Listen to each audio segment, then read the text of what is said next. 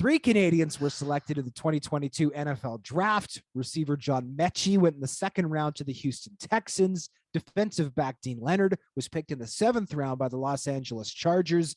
And versatile defender Jesse Luketa went in the same round to the Arizona Cardinals. What impact could those players have as rookies down south? I think Deane Leonard and Jesse Luketa will probably have to make their teams on special teams. If they're going to get on the active roster early, they're probably more likely to be practice roster guys in year one. But John Metchie, we talked about it.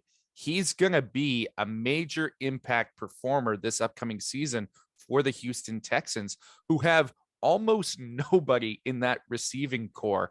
They have Brandon Cooks, who was their big time target last season. But other than that, John Metchie III becomes instantly their number 2 target. He can play in the slot. He can play outside. He's going to catch a high volume of passes from Davis Mills. I would not be surprised to see him put up big numbers as a rookie. If you're playing fantasy and you want to pick a Canadian and have a little flavor from north of the border on your team, you got to pick John Metchie III, man. I mean, he's with a young quarterback in Davis Mills, so he needs to develop a rapport there, but he's going to see a lot of footballs. Brandon Cooks has still been productive, getting up there in age, can still take the top off of defense, but Metchie III, in my mind, and with them taking him in the 2nd round, looks to be the guy in the future there that maybe takes over for Cooks. We'll have to see if they add somebody else down the road, but it's a prime situation for Metchie the third to flourish. And even though the Houston Texans aren't really a juggernaut right now, they're trying to get it turned around under Nick Caserio, who was in New England for a long time with Bill Belichick, and he had to deal with the whole Deshaun Watson situation. But now that cloud of uncertainty has been removed from the Texans, and you infuse some new talent into that room, and Metchie could become a leader because of what he's done at Alabama. He's a quiet leader, certainly, but I think that could help get the Texans turned around. To me, the selection of Deane Leonard in Los Angeles is a really intriguing one because they've gone down this road in a way before when they signed Tavon Campbell, the Canadian defensive back out of the University of Regina, who was a fast dude, ran in the 4.3s, just like Leonard did when he was coming out of school. Now, Campbell originally played in the CFL and then kind of had this winding road to become a veteran in the NFL who's relied upon by the Chargers, but they've done it once. So they look at Leonard and think, hey, this kid's from Canada, played some U Sports ball, then obviously played at Ole Miss, which certainly helped out his draft status. So that is one that I could see sticking for the longer term. Yes, he's a 7th round pick, but he's got speed to burn, which means he can run with any receiver in the NFL. He's just got to learn to play at that level in the NFL, that speed, that physicality. Luketa, to me, felt like a guy that had the potential to fall, and he did. He almost didn't get picked, and I think that's part of the reason why the Ottawa Redblacks took him with their territorial pick in the 2nd round of the CFL draft. In my mind, I think Luketa is probably a longer shot to make that Cardinals roster with just how athletic that defense is in Arizona.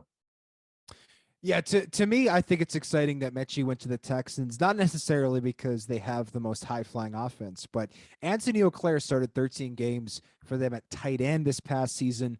I think it would be great if the Texans had 2 of their 11 offensive starters being Canadian players. I don't know the last time an NFL team started 2 Canadians on the offensive side of the ball. It would be lovely to know when that was.